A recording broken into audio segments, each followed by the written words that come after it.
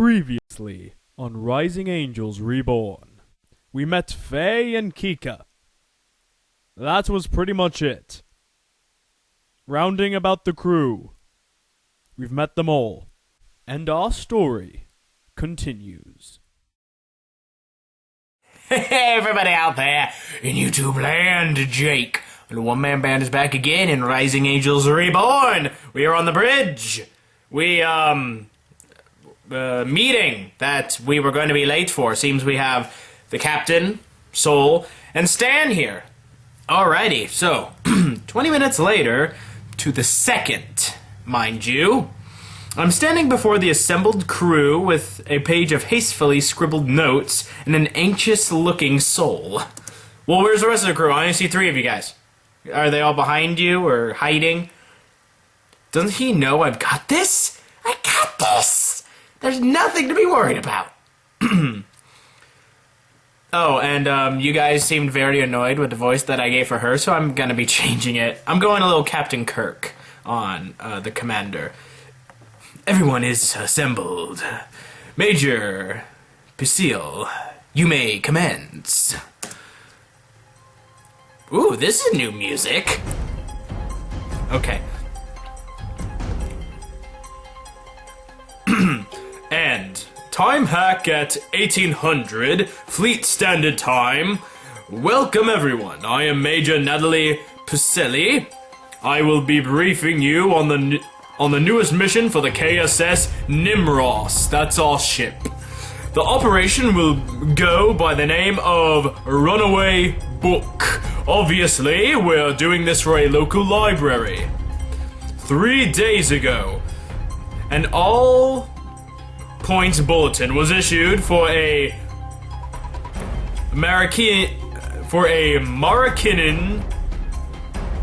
Moroccan Institute research team that failed to report in at the designated times. The team is currently considered missing in action. While it would normally not require a response, the final report for Dr.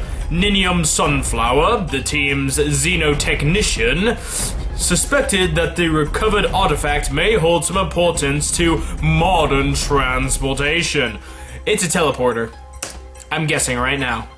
Oh, there you are. You took the place of Stan. Nice to see you, Zuri. Question. How did an ancient civilization manage to make something that we have to worry about? They're old and ancient and dead, probably. Just because they're old does not mean they weren't technologically advanced. Well, then why aren't they still around? The Flood, obviously, and the Halos. Face! I just met you in the last episode. I forgot your voice already.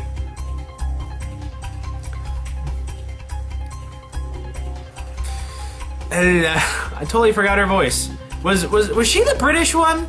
Was she the British one? There's a lot of reasons they. No, that was the other one. That was the other one. Oh yes, she was kind of the low, kind of soft-spoken one. There's a lot of reasons they could have been wiped out in a war, some sort of viral plague, or even moved to another part of the universe. That's still kind of British, but it's not the annoying British. It's kind of the sexy British voice. Precisely, Meraki isn't filling us in on the details on what the expedition was supposed to uncover, but we will be doing a lot of legwork. Hope you didn't skip leg day. They probably just found some old traffic sign, but Command feels it important enough to warrant a follow-up. Odds are we will find them sitting there, dumb and happy. But I'm not taking any risks. Investigation work! This wouldn't be the first time, would it, Faye? Nope. Our ground team at any potential site must consist of Major Pacille, Major Hackett, Captain Moonfollow, Lieutenant Zuri, and Colonel Nelson. What? I must agree with Star. The team lineup will not do. How so? Wouldn't it make much more sense to keep the doctor here? Should I become incapacitated in the field, I will no longer be able to render life-saving aid. For the sake of those who may be injured in the line of our noble duty, I beseech you to not risk such a valuable asset. That voice is gonna destroy me. You just don't want to risk your neck. I've trained in first aid. I'm qualified first responder. I see. See, Commander, does our swap not make sense? Lieutenant Star, your father has given me specific orders to keep you out of harm's way. Unless I can assess that there is no danger, I cannot authorize the swap. Oh yeah, that's right, because she's daughter of some president or something. But if there isn't an element of danger, what's the point of going on the adventure? Military necessity. But risking a high-ranking officer with valuable training is? I dare not believe that. Dude, you just stop being a pansy. Believe it.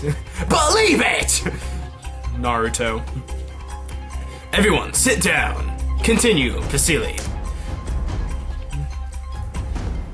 We are going to the last lone location and will attempt to trace the location from there. I don't think we are going to face any dangers, but our current knowledge is limited. Wandering into the unknown always brings a certain level of risk. Flight, Officer Migi, what is our status on our ship and supplies? Everything is working within approved levels except for a few minor crew comfort things. So, the aft bathroom is not going to be fixed for a while, is that what you're saying? I'm gonna hide in my hood, my hat. Supplies aren't as good. We got shortened on a lot of our order. We've got roughly a solid month's worth of food and fuel. Then we will make do with what we have. You will file another report on this to fleet support. I will take care of it. Thanks, S-Major. Oh, she was about to say Sol. I am not pleased with Commander's subpar performance any more than our crews. I don't have double standards for my subordinates compared to my superiors. Thanks, I think. Crew, prepare for a jump. Major Vasily, upload your coordinates to the nav system for Lieutenant Star. Major Hackett, ready the ship. Prepare for warp drive, or hyperspace speed, hyperdrive, or whatever else is. What? If you have a complaint, voice it later. I want this ship ready for jump in 5 minutes, and our course in 3. What? Now, Lieutenant Star. Fine, come on. The rude lieutenant grabs my arm and violently yanks me to the position on the far left side. Give them to me!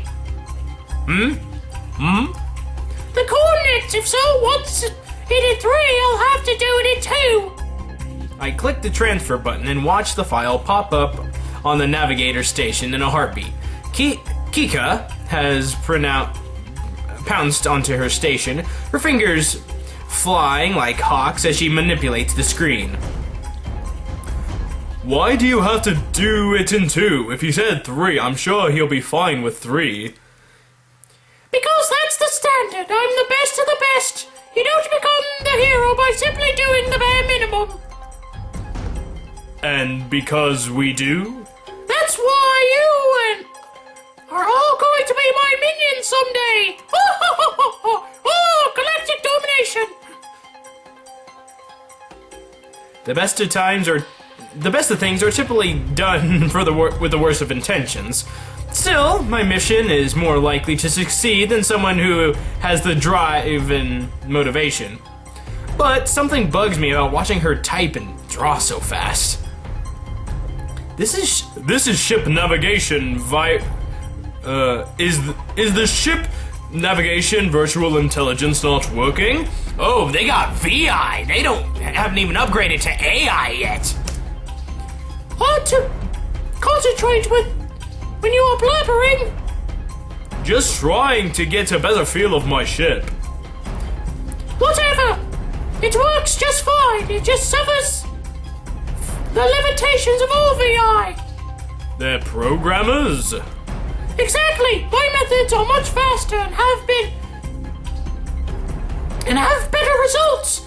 They're so paranoid. Wait, you're not flying us into a star, are you? But I might be flying us straight through pirate space. It's not like we're going to stop for a shift jump and let them attack us. Ellipses. Trust me, I know what I'm doing. Sure you do. Natalie, over here. Trust is a limited commodity, especially when I feel the best way to describe her is the candle that burns twice as bright and burns half as long. Sol is standing by a small chair and looks rather uncomfortable in the back next to Zuri. We're making the jump. It might get a little rough, so strap in and keep your emergency pressurization device under your chair turned on. Isn't there anything I can do? Trust me, it'll make this a smooth one. Just sit back and watch. I'm not worried about it. Ship accidents making the jump into subspace nowadays are rare. I'm always a little jumpy when we're about to jump. Well, yeah, 'cause you're about to jump. You can't do anything to fix a bad jump sitting back here in the baby seats. Why does she have to vocalize my fears? All it would take is for one little mistake by the hasty lieutenant or the slip of Sol's hands and we could be dead in a millisecond. Well, at least it'd be a millisecond, it'd be fast. I love space travel. The science behind getting a ship into the space between space is amazing. That makes it that doesn't make it any less dangerous or frightening. So basically, I guess they transport via wormhole generators? Still, I do feel better now that I'm not the only one who is a tad skittish about this. Zuri's alright. How do you cope with it? I'm not scared or anything, just curious. Night-night. Oh, no, wait. Night-night. Huh? Zuri closes her eyes and snuggles into her restraints. Sleep. Dude, that's how you gotta do it. That's how I get through flying on planes. How the hell can anyone sleep at a time like this? Between the chaos and noise, there's no chance of sleep. Well, obviously, you're not trying hard enough. Zuri? I can't hear you. I'm asleep. Yet, there she goes. That's talent. Yeah! All crew, sound off. Flight station ready. Navigation plotted and good to go. Engineering. No, wait. Engineering, all green. I'm never gonna get all these voices.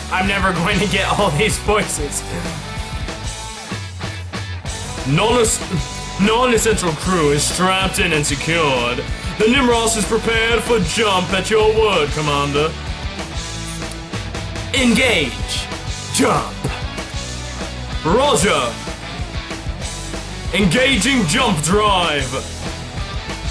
Under my seats, I can feel the deck shift for a slow, steady vibration shift into a much louder and much more violent rattle. The warp space generator is beginning its charge. The massive power required to tear a rift in normal space is astronomical, but if any of the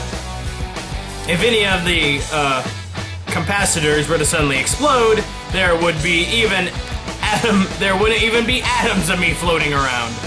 I closed my eyes, wishing I could fall asleep like Zuri.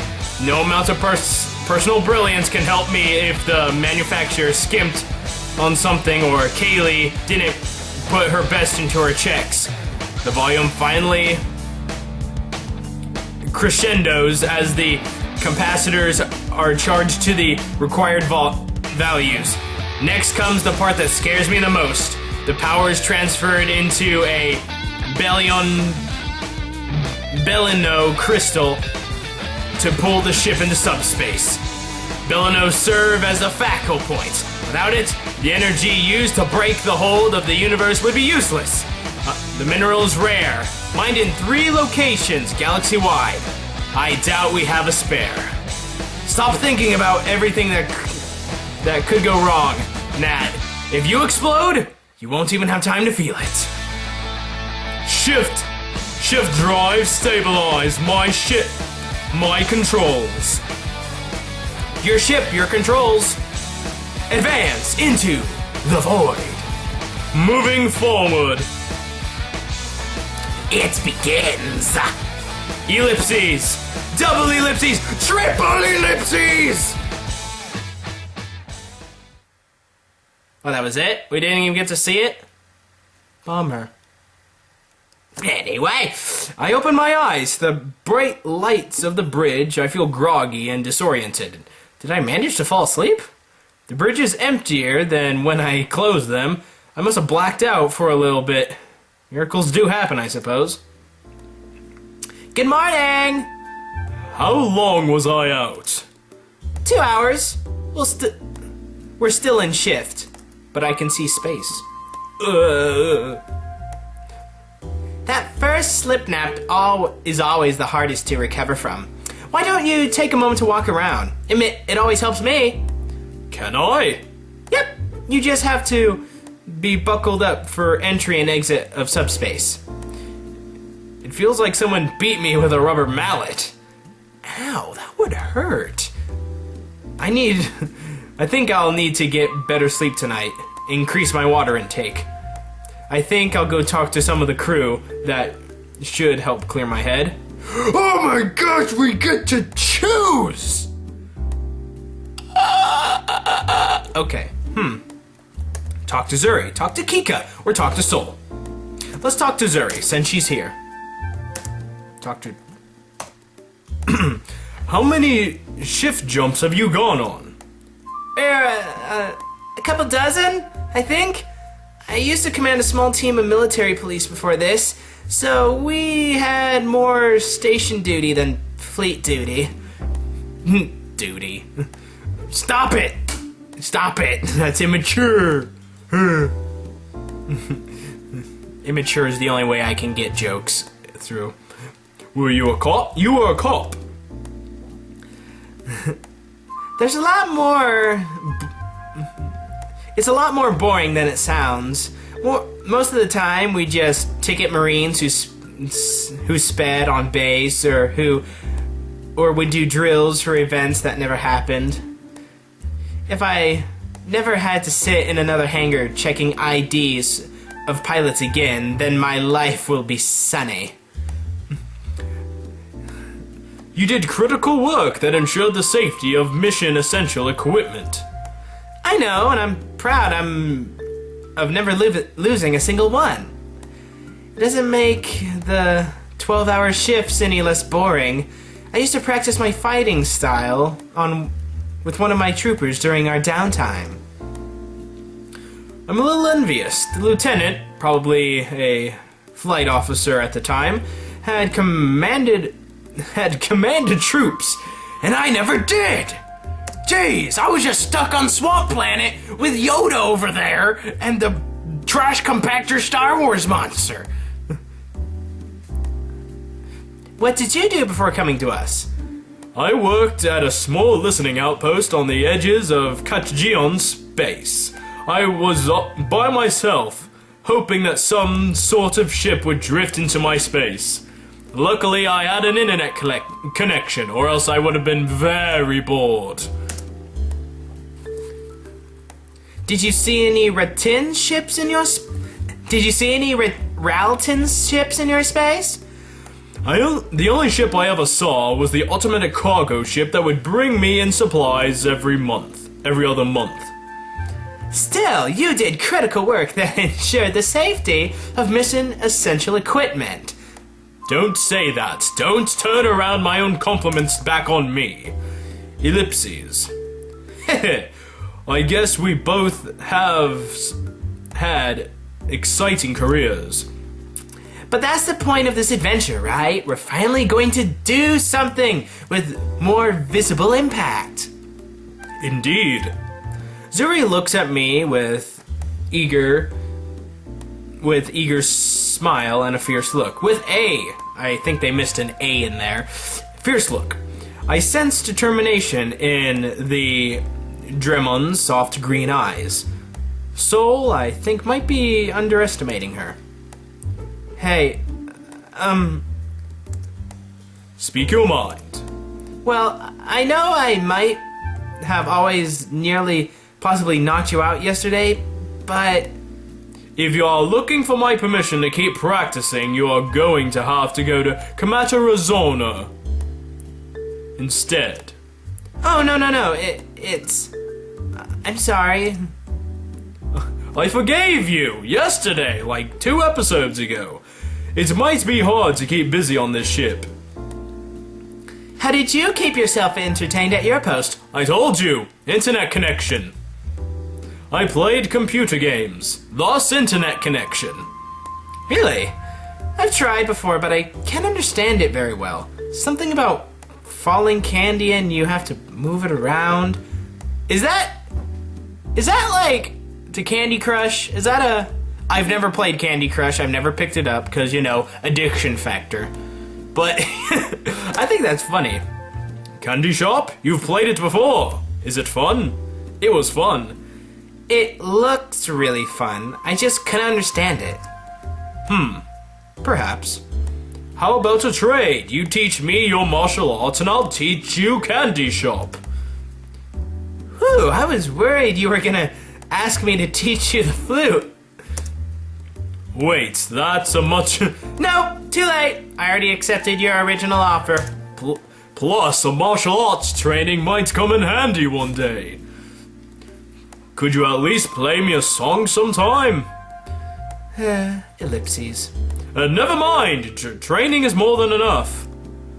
Pain in her eyes whenever she talks about her music. Why? It's something to be proud of. I wish I could play such beautiful, alluring music. She's so fortunate. Crew, resume your stations. Prepare for shift. I barely managed to strap myself in before the violent rattling starts up again. Glitching. To my straps, white-knuckled. All I can do is pray that we didn't damage some critical piece of equipment during our shift in. If it doesn't take a few thousand years to get from one place to another, I would never take such unreliable transportation. Why couldn't we have developed wormholes instead? Point to point, all done. Okay, so it isn't wormhole technology. When I became a fleet tactician, I'm going to devote all my resources to develop that technology. So much safer and quicker than this. It's okay, Nat. It's okay. Trust the ship, trust the maintenance, trust Sol and Alphonse. Okay, maybe life on a mudball had a few perks over being on an adventure. Are you alright? Fine. You don't look. If she said she's fine, she's fine. Oh. Nat, you gonna hang tough? Right, I can do this. Nuh-uh, we're gonna yak it. We're gonna yak it, guys. After a few more seconds of fear-indulging vibrations, the ship returns to the normal convulsions of space travel. Not smooth, but not so terrifying that I can't focus on anything else. There. I see the world. That will be my first investigation site. planet is unnamed, just some random elf. You know what, guys? I think I'm gonna actually end the episode here. I mean, we just got to a new place. Freaking awesome. It's good. The more I play, the more interesting this game gets. So anyway, like and favorite if you've enjoyed. Subscribe, of course. I'll see you guys next time I'm out there in YouTube land. Be a nice person and tip your waitresses. Yeah.